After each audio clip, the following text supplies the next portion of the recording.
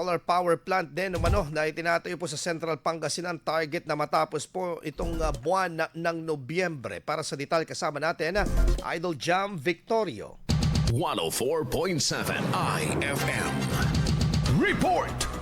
Kinakailangan po umano ng Certificate of No Objections, Land Reclassification at iba pang dokumento ng mga sakahan at lupain sa Santa Barbara at Glaciao na maradaanan ng itatayong solar power plant na target matapos ngayong Nobyembre. Kunestyon ng ilang mambabata sa lalawigan ng konstruksyon ng proyekto, gayong kulang pa ang kaukulang dokumento para rito. Sagot ng Renewable Energy Company, mayroon ng dokumento, clearance at pag-uusap mula sa mga lokal na opisina upang matapos ang proyekto sa tinakdang petsa ng Department of Energy. Ngayong buwan, nasa 60 to 70% na umano ang natatapos sa tinatayong pasilidad at nailipat na mula agricultural land sa industrial land ang mga nabiling lupain. Tinatayang 85 na hektare ng lupain sa Santa Barbara ang sasakupin ng pasilidad na magtutuloy sa 39 hektare ng lupain sa Glaciao kung saan ilalatag ang nasa 200,000 na solar panels, 11 medium voltage transformer, isang control building at isang substation. Nasa 125 megawatt DC o 90 megawatt AC ang mapoproduce na enerhiya ng planta na mapapakinabangan umano na nasa 49,000 to 55,000 na kabahayan sa Santa Barbara. Kaugnay nito, tiniyak ng pamulang panlalawigan ang karampatang pag-aaral sa proyekto bago mag-i-issue ng mga hinihinging dokumento upang maprotektahan ang karapatan ng mga maapektuhan at dumaan sa tamang proseso ang proyekto. Kasama mo mula dito sa IFM Dagupan, ito si Idol Jam Victorio. Tatak,